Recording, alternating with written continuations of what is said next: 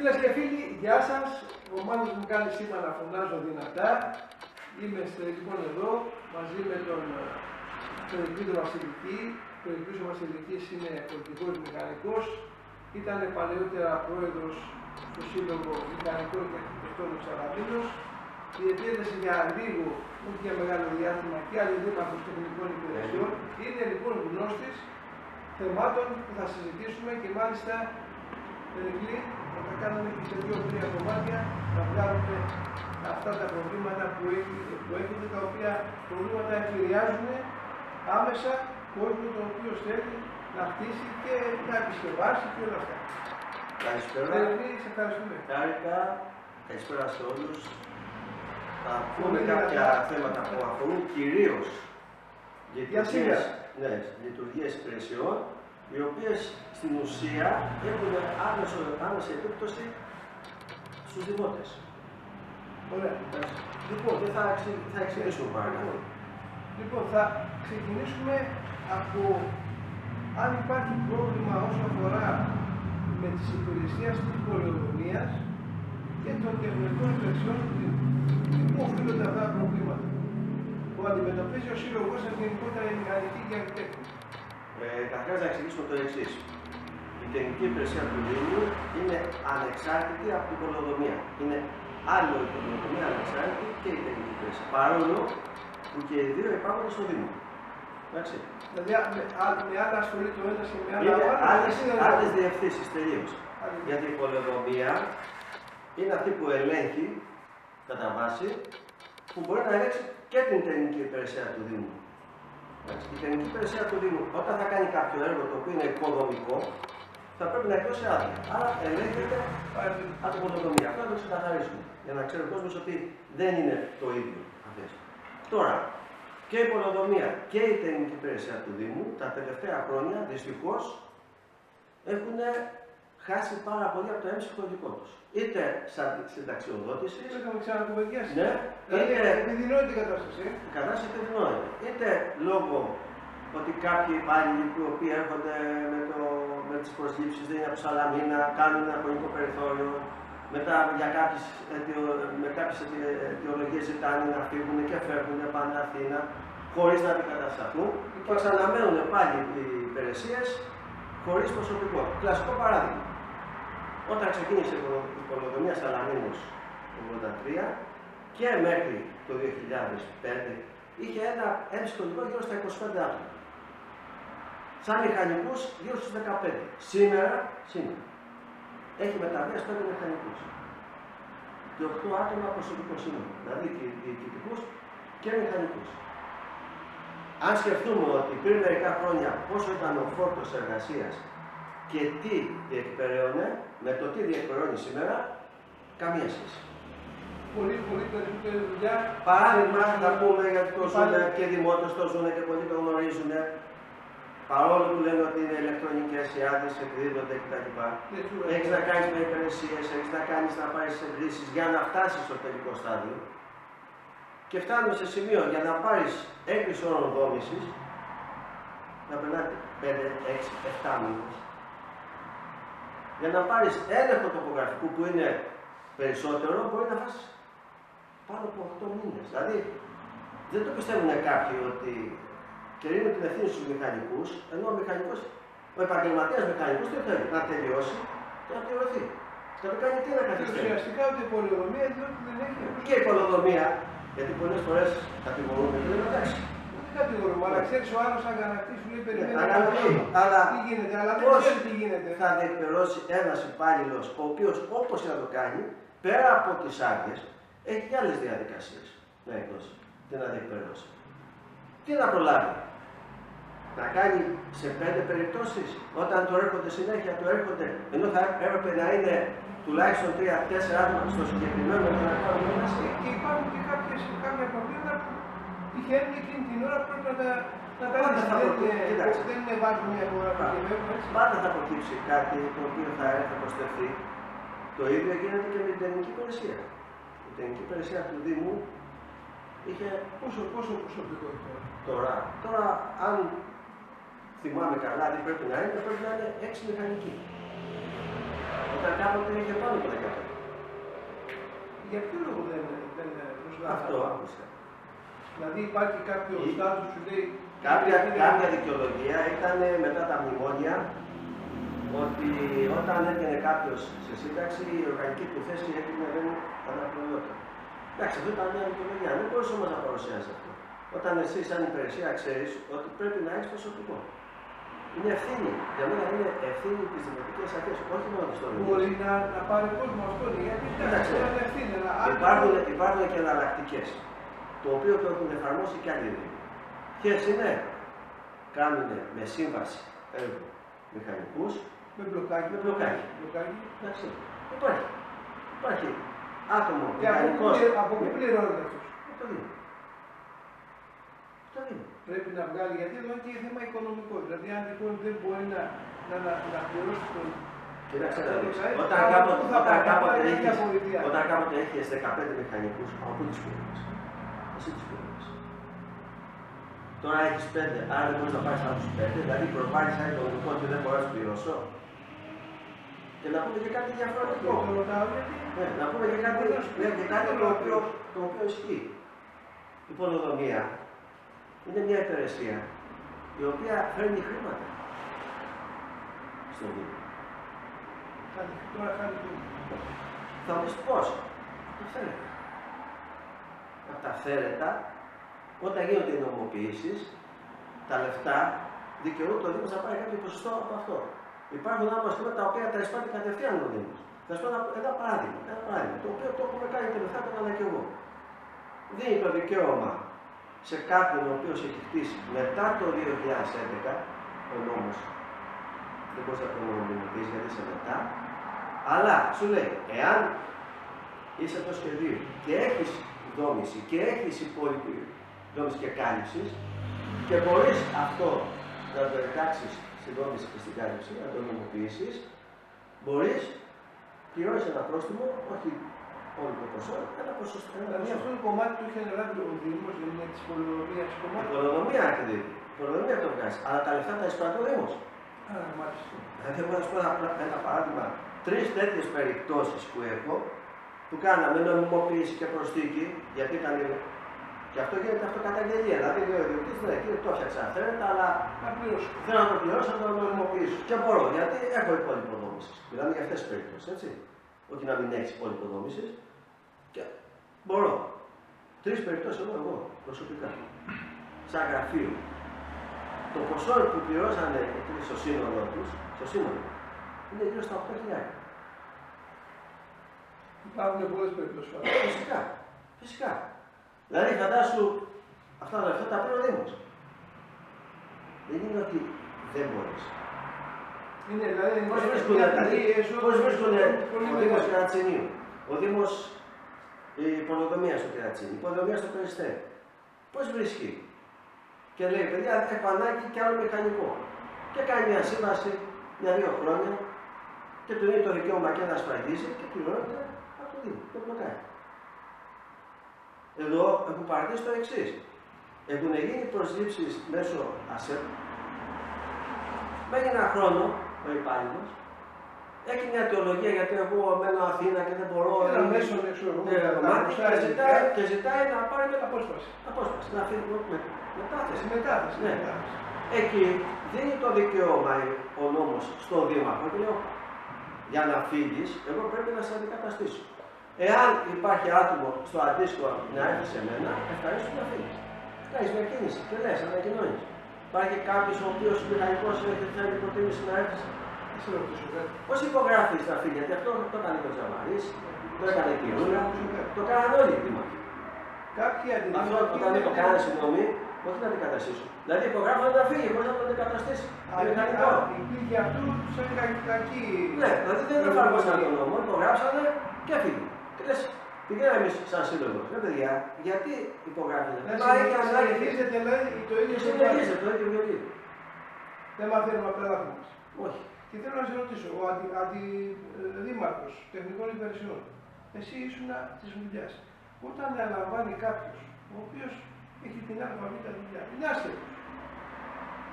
Οι μηχανικοί το συμβουλεύουν ή εκείνος τραβάει το δικό του δρόμο? Κοιτάξτε, τώρα αυτό είναι κάτι εσωτερικό. Εγώ θα σου πω από εμπειρία. Εντάξει, θα σου πω εμπειρικά. Όταν δεν γνωρίζεις το αντικείμενο, το πρώτο πράγμα που κάνεις είναι να, θα το πω διαφορετικά, εάν δεν εμπιστεύεσαι τους μηχανικούς της υπηρεσίας σου ή φοβάσαι ότι μπορεί να σου κάνουν κάποια υποδεικτούρα, να το πω έτσι, ή έχεις κάποιον ενδιασμό, μπορείς κάλλιστα να πάρεις σε ένα τεχνικό σύμβουλο. Μηχανικό, που να έχει εμπειρία. Το οποίο εσύ το έχεις Αυτό έχει συμβεί αυτό το διάστημα? Δεν νομίζω.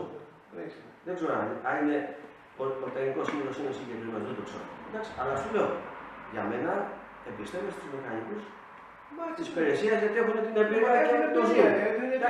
Αν πάλι θέλεις κάτι πρόσθετο ή για διάφορους λόγους, πάρε και έναν έμπειρο μηχανικό απ' έξω που να γνωρίζει από τα θέματα που να είναι στο αντικείμενο αυτό που θέλεις. Δεν μπορείς δηλαδή να είσαι άσχετος και να προσπαθείς να επιβάλλεις την γνώμη σου και να την πείσεις. Μου κάνει εντύπωση αυτό γιατί βγαίνεις αντιδήμαρχος, αλλά άμα δεν έχεις γνώση, πώς θα διοικήσεις? Αυτό είναι θέμα πολιτικής απόφασης του Δημάρχου. Απλώς το θα βάλει στο τέλος. περιέργεια. Εντάξει, να σου πω και κάτι αυτό που είναι καθαρά πολιτικό. Γιατί το έχεις δει. Πάει ο σύμβουλος που έχει πάρει τους περισσότερους σταυρούς και λέει: επειδή έχω πήρα τους σταυρούς, θέλω αυτή τη θέση. Μα δεν κάνεις για αυτή τη θέση. Και γι' αυτό ζούμε αυτό που ζούμε. Μα είναι και η ευθύνη, είναι θέμα αν έχεις. Δεις ότι δεν κάνεις, πώς θα πάρεις να αναλάβεις κάτι. Και όπως ζούμε αυτή την πραγματικότητα. Γενικότερα. Τι γίνεται με τις εισφορές? Εισφορές. Γιατί είχαμε την άλλη φορά, είχαμε ξαναπολεμιάσει. Αλλά δυστυχώς ο Δήμος έχασε το δικαίωμα ίσπραξης εισφορών γιατί η τελευταία πράξη εφαρμογής που είχε κυρωθεί ήταν ψηλή άμμο Άγιος Γεώργης το 2012. Και σύμφωνα με την νομοθεσία, λέω εάν περάσουν 5 χρόνια από τη στιγμή που θα κυρωθεί η πράξη εφαρμογής και ο Δήμος δεν έχει βεβαιώσει τις οφειλές μέσα στην πενταετία, χάνει το δικαίωμα ίσπραξης. Με λίγα λόγια. Ιούλιος, αν θυμάμαι καλά, Ιούλιος του 2012 πρέπει να κυρώθηκε η πράξη, η τελευταία πράξη εφαρμογής. Το 12. Που σημαίνει τον αντίστοιχο χρόνο, για αντίστοιχο μήνα του 17, 5 χρόνια μετά. Πέρασαν 5 χρόνια. Δίνουν παράταση ή είναι στάδιο? Όχι. Δεν υπάρχει. Ο νόμος λέει, εάν δεν έχεις βεβαιώσει αυτές τις οφειλές, δεν μπορείς να τις πράξεις. Οι μόνες εξαιρέσεις είναι ελάχιστες. Είναι αν ας πούμε κάποιος κάνει διορθωτική, οπότε τον πιάνει η προθεσμία, ξεκινάει από τότε αυτός για να δίνουν ελάχιστοι μπορούν να πληρώσουν. Γιατί πόσοι θα κάνουν διορθωτική για στοιχεία, πόσοι? Ένα ποσοστό. Αυτό το πράγμα το οποίο είναι τόσο πίσω, πού οφείλεται, γιατί ο Δήμος δεν το επεδίωξε? Γιατί ένας λόγος είναι αυτός που είπες πριν. Δεν είσαι γνώση του αντικειμένου. Εντάξει. Πιθανόν θα πεις δεν σου είπαν οι μηχανικοί. Αμφιβάλλω ότι οι μηχανικοί δεν σε ενημερώσαν. Δεν υπάρχει περίπτωση. Να μην σε έχει ενημερώσει ο μηχανικός ότι εδώ υπάρχει αυτή η νομοθεσία, αν και οφείλεις από τη στιγμή που αναλαμβάνεις αυτή τη θέση, οφείλεις να ενημερωθείς για κάποια πράγματα βασικά. Τι επιπτώσεις έχει αυτό, τι επιπτώσεις έχει αυτό το συγκεκριμένο? Από τη στιγμή που δεν εισπράττει ο Δήμος, και έλειξε αυτό και δεν μπορεί, γιατί εγώ γνωρίζω ότι έχουν γίνει πάρα πολλές προσφυγές και με βάση το νόμο αυτό πάρα πολλοί δεν έχουν πληρώσει και δεν θα πληρώσουν και δικαιούνται να μην πληρώσουν εφόσον είναι με βάση τον νόμο. Αυτό η εισφορά αυτή για ποιο λόγο είναι και γιατί δεν πληρώνουν? Οι εισφορές σε χρήμα είναι για τον εξής λόγο. Ο νομοθέτης λέει: δίνω το δικαίωμα να εισπράξεις αυτά τα λεφτά για να μπορέσεις από τα χρήματα αυτά το 30% να το χρησιμοποιήσεις για κοινοφελή έργα, δηλαδή να κάνεις τους δρόμους διαλύξεις και το υπόλοιπο για να μπορέσεις να αποζημιώσεις τους ανθρώπους αυτούς που τους οφείλεις χρήματα. Κάποιον που το απαλωτριώνεις, κάποιον που παίρνεις το κτήμα και το κάνεις κοινόχρηστο, πρέπει να το αποζημιώσεις. Από αυτά τα χρήματα. Αυτά είναι που εισπράξεις. Άρα, αν δεν εισπράξεις, πώς θα αποζημιώσεις? Και αν δεν αποζημιώσεις και περάσει το χρονικό περιθώριο, έχει το δικαίωμα ο ιδιώτης και λέει, αν περάσουν 15 χρόνια από τη στιγμή που έχει κυρωθεί το έργο, η πολεοδομία αυτή. Ναι, εντάχθηκε, όχι. Πότε εντάχθηκε η περιοχή? Το 2002. Αν περάσουν 15 χρόνια, λέει, από τότε που εντάχθηκε η περιοχή και δεν έχει ξεκινήσει την απαλωτρίωση ή 5 χρόνια από την πράξη που κυρώθηκε, τότε έρεται αυτόματα η απαλωτρίωση. Δηλαδή, εγώ έχω ένα είσαι υποχρεωμένος. Κάτσε, εδώ είναι σοβαρό. Έχω ένα οικόπεδο. Είσαι υποχρεωμένος να κάνεις τροποποίηση για να μπορέσει ο άλλος το οικόπεδό του να το κάνει οικοδομήσιμο. Κλασικό παράδειγμα στην περιοχή που είσαι απέναντι την περιοχή πλατείας. Άρα, όλοι αυτοί που έχουν την πλατεία έχει γίνει αυτόματα άρση απαλωτρίωση. Και πάνε αυτοί και κάνουν τη διαδικασία. Ναι, αλλά ο άλλος που έχει χτίσει στην πλατεία και του έχουν επιβάλει κάποια συγκεκριμένα τρόπος κατασκευής, αυτός βασικά χάνει. Φυσικά. Και χάνει και έξω έχει ξοδευτεί. Δεν κάνει μόνο αυτός. Δεν κάνει αυτός. Όταν κάνετε ένας κοινόχρηστος χώρος και είναι η ευθύνη της δημοτικής αρχής, εντάξει, δεν κάνει μόνο αυτός που τόσα χρόνια δεν εκμεταλλεύτηκε το οικόπεδό του, δεν αποζημιώθηκε. Δεν αποζημιώθηκε. Για φαντάσου πόσα χρόνια δεν μπορεί να το κάνει τίποτα, δεν αποζημιώνεται. Χάνει όμως και ο άλλος που λέει: Κύριε, εγώ πήρα ένα οικόπεδο γιατί απέναντι έχω πλατεία. Έχω σχολείο. Έχω ένα πράσινο. Και έχει άλλη αξία το οικόπεδο. Θα έρθει το άλλο και πει: Κύριε, εγώ με συγχωρείτε, θα γίνει οικοδομικό τετράγωνο. Και απέναντί σου θα σου σηκωθεί από την κατοικία. Μάλιστα. Έχω μια μεγάλη έκταση που είναι χωράφι. Και μέσα εκεί περνάνε 2 δρόμοι. Δεν έχω λοιπόν αποζημιωθεί. Εγώ έχω δικαίωμα στο χωράφι αυτό να κάνω οτιδήποτε και ο δρόμος ξαφνικά να μην υπάρξει. Έχεις το δικαίωμα να πατήσεις στον νόμο, να πεις ότι είναι αυτόματα έχει γίνει άρση απαλωτρίωσης. Ο μεν Δήμος του δίνει ένα χρονικό περιθώριο αν θέλει να κάνει επανακατάθεση για. Οπότε του δίνει το δικαίωμα. Ναι, αλλά του δίνει το δικαίωμα και του λέει: εάν δεν ζητήσεις να ξαναγίνει η απαλωτρίωση, με βάση τον νόμο, θα πρέπει μέσα σε ένα συγκεκριμένο χρονικό διάστημα, 6 μήνες ή 8 μήνες, να εφαρμόσει το σχέδιο. Δεν μπορεί να τον ξανατρανάρεις για άλλα 20 χρόνια. Σου δίνει χρονοδιάγραμμα συγκεκριμένο. Σου δίνει χρονοδιάγραμμα. Σου λέει εφόσον λες είναι. Το δίνει ο νόμος το δικαίωμα. Γιατί μπορεί να πει ο Δήμος: Όχι, κύριε, αυτός ο κοινωνικός χώρος απαιτείται, τον χρειάζομαι. Σου λέει: Εντάξει, κάνε επαναποβολή, άρση απαλωτρίωσης, αλλά δεν έχεις απεριόριστο χρόνο. Μέσα σε διαφορετικά, κύριε, στο χρόνο δεν χρειάζεται να το πεις. Δηλαδή, μπορεί να φανταστεί κάποιος ότι αυτή τη στιγμή υπάρχουν σχέδια και θα καθούν και έχουν χαθεί και μόνο στην πόλη. Και μπορεί δηλαδή κάποια στιγμή, αν γίνει προσφυγή, αν βρεθεί κάποιος, και το δώσει. Και κάνει προσφυγή σε ένα ανώτατο δικαστήριο και πει: Αυτό το σχέδιο δεν έχει εφαρμοστεί γιατί πρέπει να ακυρωθεί. Και εγώ έχω χάσει το. Και μπορεί να ακυρωθεί και να σου πει: Κύριε, ξανακάνετε αναχρόνηση και Κάντε καινούργια σχέδια στην περιοχή αυτή. Γιατί χάσατε τους κοινόχρηστους. Ο χωροταξικός νόμος, ακούστε. Θέλει συγκεκριμένα ποσοστά. Ο χωροταξικός νόμος, ναι, κύριε, ανάλογα με την επιφάνεια που σε χωροτάξει στο σχέδιο, έχει και ένα ελάχιστο ποσοστό κοινόχρηστων χώρων. Δηλαδή, κοινόχρηστοι χώροι είναι οι δρόμοι, οι πλατείες, σχολείες, νοσοκομεία, αθλητικοί χώροι, όλα αυτά. Δεν μπορεί δηλαδή να πει: Θα εντάξω 200 στρέμματα, αφού δεν θυμάμαι τώρα το ποσοστό, αυτό είναι αλήθεια. Λέμε ένα παράδειγμα. Αν είναι 20%, σου λέει από τα 200 στρέμματα, τα 40 είναι κοινόχρηστα. Αν δεν σε αρχίσεις και κάνεις κοινόχρηστη πλατεία, κοινόχρηστη τέτοιο και περιορίσει και φτάσει, ας πούμε, από το 40 να έχεις 20, σου λέει: Δεν είναι το αρχικό σχέδιο. Ποιος σας το πει? Γιατί το συζητάμε τώρα ότι είμαστε εκτός ή ότι είμαστε Ελλάδα. Στο λέω πάλι.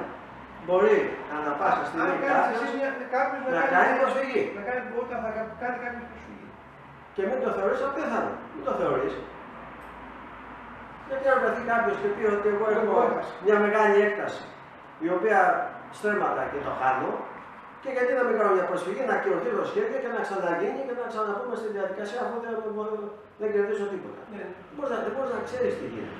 Αυτή τη στιγμή είναι πάμε προς τα στενότητα όπως μας πάει ο καιρός. Πάμε και όπου βγει. Και όπου βγει. Εντάξει. Μάλιστα. Θα μου πεις τι κάνουν οι δημοτικές αρχές. Όχι μόνο οι τωρινοί, για να πω ότι έχει. Θα σου πω στα χρόνια που είμαι μηχανικός, από το 1994 που έχω γραφεί. Εντάξει. Βλέπεις και λειτουργούν όλοι με την ίδια λογική. Δηλαδή το έχουν αφήσει με αυτόματο πιλότο. Δεν πάει παιδιά έτσι. Δεν λειτουργεί έτσι. Είδαμε και πρόσφατα που λέει στο βρήκα μέσα στο κάνω. Υποτίθεται ότι εσύ υποτίθεται ότι πας για να διορθώσεις αυτά που δεν έκανε ο άλλος. Όχι για να κάνεις τα ίδια. Τι να σε κάνω να ξανακάνεις τα ίδια και χειρότερα. Και η κατάσταση χειροτερεύει έτσι. Όσον αφορά τα σχέδια και τα δημοτικά. Χειροτερεύει. Χάνω. Κάτσε να σε ρωτήσω κάτι άλλο. Αν τυχόν φύγει η πολεοδομία, τι προβλήματα δημιουργούν για εσάς, για το σύλλογο σας και γενικότερα για τον κόσμο? Αν φύγει η πολεοδομία.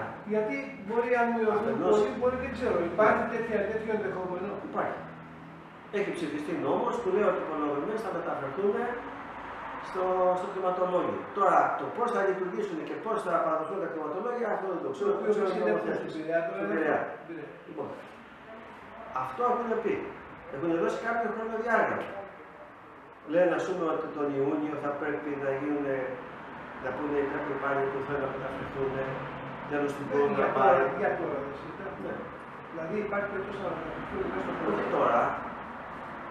Χρονικά υποτίθεται ότι Ιούνιο θα πρέπει οι υπάλληλοι που είναι στις υπηρεσίες να δηλώσουν ότι θέλουν να πάνε στην πολεοδομία την καινούργια, θέλουν να πάνε στο Δήμο. Εντάξει. Και μέχρι τέλος του χρόνου προετοιμάζεται, έχει ψηφιστεί ο νόμος. Ο νόμος έχει ψηφιστεί. Τι θα γίνει? Εντάξει. Θα ξαναέρθουμε πριν 50 χρόνια πίσω που πηγαίνουμε στο Πειραιά. Οπότε άλλη καθυστέρηση. Και άνθρωποι οι οποίοι δεν γνωρίζουν και τη Σαλαμίνα. Και η επιβάρηση πού θα πάει, πού θα μετακυληθεί? Στον ιδιότητα θα πάει. Όταν ο μηχανικός έχει, θα πρέπει να πηγαίνει Πειραιά, να κάνει τη δουλειά, να κάνει τον χρόνο, άρα τι θα πει, θα σου πάρει. Προς το χειρότερο πάμε. Τους έχουμε πει πολλές φορές και σαν σύλλογος και σαν μηχανικοί, παιδιά, επανδρώστε τις υπηρεσίες σας. Φροντίστε, γιατί τρομάξαμε να έχουμε πολεοδομία σε ένα μήνα, μην τη χάσουμε. Δηλαδή υπάρχει παρακαλάνε. Πώς να την κρατήσουν αν υπάρχει ο νόμος? Φυσικά, πολιτική απόφαση. Μα πει, κύριε, εγώ θα στελεχώσω την πολεοδομία μου, μπορεί να λειτουργήσει και δεν είμαι υποχρεωμένος να τη στείλω. Εάν πεις ότι δεν μπορώ να τη λειτουργήσω γιατί δεν έχω το προσωπικό, θα έρθει η περιφέρεια και θα σου πει αφού δεν μπορείς, τότε θα έρθει στα κεντρικά να λειτουργήσει. Όπως ήταν παλιά στο Πειραιά. Καθαρά πολιτικό το. Καθαρά πολιτική απόφαση. Τώρα, ορισμένοι μπορεί να προβάλλουν σαν άνωθοι τον νόμο, αλλά όλοι οι νόμοι έχουν και τα παράθυρα. Εντάξει, και το ξέρω πολύ καλύτερα. Έχεις μια υπηρεσία που πρέπει πάση δυνάμει να την κρατήσεις. Μπορείς. Ο σύλλογος σας πάνω σε αυτό έχει κάνει και σας έχει ενημερώσει? Κοίταξε, ο σύλλογος ένα διάστημα ήταν λόγω και ότι είχαμε τον Θάνατο του Σπύρου, ο οποίος κάπως έτρεχε εκτός. Αποφασίσαμε κάποια στιγμή, παιδιά δεν μπορεί να μείνει ενεργός, πρέπει να γίνει η δραστηριοποίηση και αυτή τη στιγμή μέσα στον Ιούνιο θα έχουμε και εκλογές για καινούριο πρόεδρο. Γιατί βλέπουμε ότι πρέπει να πιέσετε. Ναι, πρέπει να γίνει κάτι. Και από ό,τι βλέπω, από άλλους φορείς δεν βλέπω να γίνει κάτι. Πέρα από τους μηχανικούς. Τουλάχιστον το αντικείμενο αυτό μας αφορά. Θα το κλείσουμε αυτό για να πάμε να κάνουμε μια-δύο ερωτήσεις όσο αφορά το νέο σχέδιο πόλεως. Αυτό το μήνα κλείνουμε ένα χρόνο. Από τότε που... Για το του που σου λες, για το κλείνουμε ένα χρόνο που σου. Ναι. Αυτό το μήνα κλείνουμε ένα χρόνο. Τι είναι, έχεις ακούσει κάτι? Γιατί είχαν έρθει με φόρα. Πέρσι Μάιο ήταν που έγινε ανακοίνωση ότι πρέπει να πούμε τις προτάσεις και τα λοιπά που βρεθήκαμε να θυμάσαι στο Δήμο. μηχανική και είχαμε κάνει τις Έχεις προτάσεις, τα είχαμε δώσει. Έγινε μια επιτροπή, υποτίθεται για να παρακολουθεί την εξέλιξη του μελετητή τι γίνεται. Είχαμε ορίσει εμείς σαν εκπρόσωπο ένα μηχανικό, τον Γιώργο τον Παχή, ο οποίος θα ήταν ο σύνδεσμος για να μας ενημερώνει. Στην ουσία, αν θυμάμαι καλά, έγινε μια συνάντηση στο Δήμο. Ο εκπρόσωπος μας δεν παρουσιάστηκε, δεν ήταν αναπληρωτής και από τότε δεν είχαμε καμία τουλάχιστον ενημέρωση και από τον ίδιο εκπρόσωπο μας. Και από τον ίδιο. Δυστυχώς. Δεν έχουμε ενημέρωση και δεν γνωρίζουμε τελικά τι γίνεται με αυτό το τύπο σου. Αυτό που μπορώ να πω, το οποίο είναι εικασία, γιατί δεν είναι κάτι επίσημο. Αλλά το εικάζει γιατί ένα χρόνο δεν έχει εμφανιστεί ο μελετητής. Δεν έγινε καμία ενημέρωση, δεν μας έχουν πει τι και πώς. Έτσι, οι προτάσεις σας γίνανε δεκτές, χωρίς όμως ουσιαστική ενημέρωση. Αυτό που φοβάμαι κάνει προτάσεις και υπολογομία, έτσι. Εγώ πολύ φοβάμαι ότι μάλλον, και να βγω μην πω μάτις κακών, ότι χάνουμε τις προθεσμίες και να το χάσουμε. Τώρα, δεν θέλω να πω τι και πώς, άσε να δούμε τι θα γίνει. Ναι, οι προθεσμίες που έχει το πρόγραμμα αυτό που χρηματοδοτείται είναι συγκεκριμένες. Σου λέει μέχρι τάδε του μηνός πρέπει να έχεις ολοκληρώσει την πρώτη φάση, μέχρι εκεί να έχεις τη δεύτερη και μέχρι εκεί την τρίτη για να πληρωθείς. Τα λεφτά αυτά δεν είναι του Δήμου. Είναι ένα κονδύλιο ευρωπαϊκό, το οποίο το διαχειρίζεται το ΤΕ, το οποίο πήρε κάποια χρήματα για να κάνει πολεοδομικά σχέδια ανά την επικράτεια. Και αυτό είναι συγκεκριμένο. Το παρακίνηση κάθε κονδύλιο και κάθε πρόγραμμα σου λέει από αυτή την ημερομηνία μέχρι εκεί. Μπορεί να δεν το ανοίξει. Λέει μέχρι εκεί πρέπει να έχει ολοκληρώσει. Τι σημαίνει? Δεν ξέρουμε τώρα όμω πότε. Δεν έχουμε ενημέρωση ουσιαστική. Έτσι, τι να σου πω, όταν δεν έχουμε καμία επίσημη ενημέρωση από το Δήμο. Δεν ξέρουμε πότε λύγει. Δεν το ξέρουμε αυτό. Δεν θυμάμαι, πρέπει να λύγει κάποια προθεσμία, πρέπει να είναι το 26. Ναι, μην πω, δεν θυμάμαι. Εντάξει. Αυτό όσον αφορά το του πουσού. Προσωπικά από την άποψή μου, ότι έτσι πως είναι η Σαλαμίνα, γιατί το υπάρχον σχέδιο του είχε βγει από το 80, το τελευταίο σχέδιο. Το τελευταίο ήταν για υπερδεύση επέκταση σχεδίου με γενικό προοδευτικό σχέδιο. Το τελευταίο ήταν το 97 και είχαν γίνει κάποιες σημειακές αλλαγές, σημειακές ήταν αυτές το 90, το 2000. Αν θυμάμαι 14, αλλά αυτά ήταν σημαντικά. Φυσικά να πω κάτι το οποίο εσάς σαν μηχανικούς μπορεί να μην σας εξυπηρετεί. Αλλά η Σαλαμίνα έχει τόσο πολλά κοινά υπόθεση για το φυσικό και να γίνει επέκταση στο ίδιο υπάρχον. Που αυτή η επέκταση που δίνεται και με τον τρόπο που δίνεται και όταν κάνουν βιοπά, ένα τεράστιο βιοπά, δηλαδή και εδώ και στο ΕΑΔΙΟ, αρχίζεις και προβληματίζεις και λες αυτό γιατί το κάνω. Τι ανάπτυξη θα δώσει αυτό. Αυτό δηλαδή προβληματίζει τον κόσμο και ίσως η Σαλαμίνα αλλάξει έτσι που θα είναι σίγουρα προς το χειρότερο. Αν θυμάσαι πολύ καλά, όταν είχε γίνει η συγκέντρωση, είχαμε φέρει αντίρρηση, είχαμε κάνει προτάσεις και όλα για αυτά που λέγανε ότι δεν ισχύει και για το βιοπά που βάζανε στο ΕΑΔΙΟ και για άλλες δραστηριότητες όπως ήταν τα κτηνοτροφία, όπως ήταν τα τουριστικά περιοχές. Τα είχαμε πει ότι οι προτάσεις μας ήταν αυτά ξεχάστε τα, να πάμε σε άλλες λύσεις. Είχαμε δώσει προτάσεις. Ακόμα δεν ξέρουμε τελικά τι είναι, ποια είναι τελική δηλαδή. Τι έχεις κάνει δεκτό από αυτές. Και από τις προτάσεις προδομίας, που οι προτάσεις προδομίας ήταν τεκμηριωμένες, δεν πηγαίνανε έτσι, δεν ήταν στην τύχη. Δεν σου έκανε κάτι το οποίο δεν έστεκε. Στο λένε στέκει γιατί αυτό και αυτό συμβαίνει. Ήταν πολύ σημαντικό. Δηλαδή και σου έλεγες, έχεις ένα βιοπά. Το έχεις, κάνει μια επέκταση. Στο βιοπά που είναι εδώ και 25 χρόνια πόσο είναι, και παραπάνω, δεν έχεις κάνει όλους δομής. Στο σκλιστό, το βιοπά έδωσε. Και είπε, στα 500, στο ένα στρέμμα, στο 1,5. χάραξε δρόμους, έβαλε όρους δόμησης και τελείωσε. Εδώ είσαι ένα βιοπά που λέει με όρους δόμησης εκτός σχεδίου, δώσαμε κάποιες παρεκκλήσεις. Πάει, εγώ το ξέρω περίπτωση. Πάει ο άνθρωπος γιατί έχει μέσα στο βιοπά κάποια στρέμματα και λέει θέλω να χτίσω. Και μολονέα λέει, εγώ τι θα εφαρμόσω. Αυτό που ισχύει στα εκτός σχεδίου, γιατί αν αυτό που ισχύει στα εκτός σχεδίου, έτσι που άλλαξε μετά το 2005 ο νόμος, εσύ πρέπει να έχεις πρόσωπο στον δρόμο. Δεν έχεις πρόσωπο στον δρόμο. Μα έχω ξαναπατόδρομο, έχω ξαναπατόδρομο. Δεν είναι.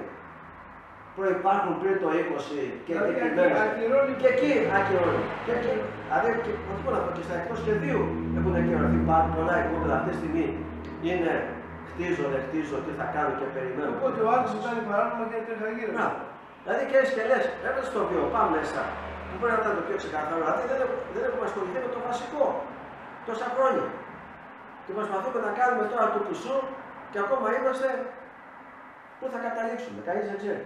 Ενημέρωση μηδέν, το ξαναλέω, ενημέρωση μηδέν. Που θα έπρεπε δηλαδή ο Δήμος να ενημερώνει τακτικά, ας έβγαζε ένα δελτία τύπου.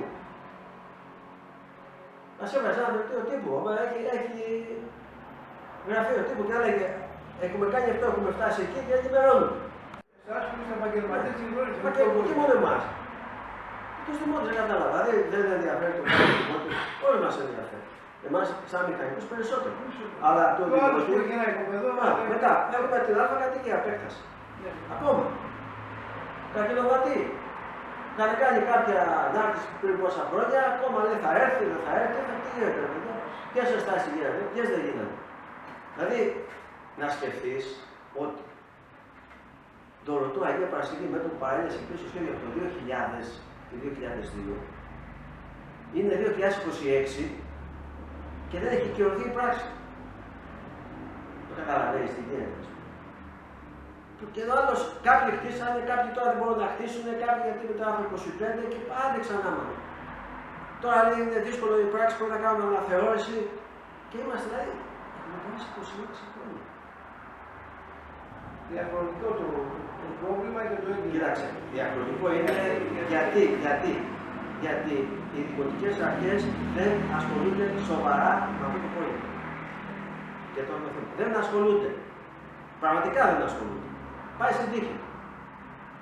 Και ο λόγος που δεν ασχολούνται είναι καθαρά σαν, πώς να το πω έτσι, μια πολιτική τους κατεύθυνση. Ότι είναι κάτι το οποίο δεν θα γίνει τώρα, θα γίνει αργότερα, αλλά δεν θα το επωφεληθώ εγώ πολιτικά για να πω στον κόσμο έκανε, τι σας έφτιαξε.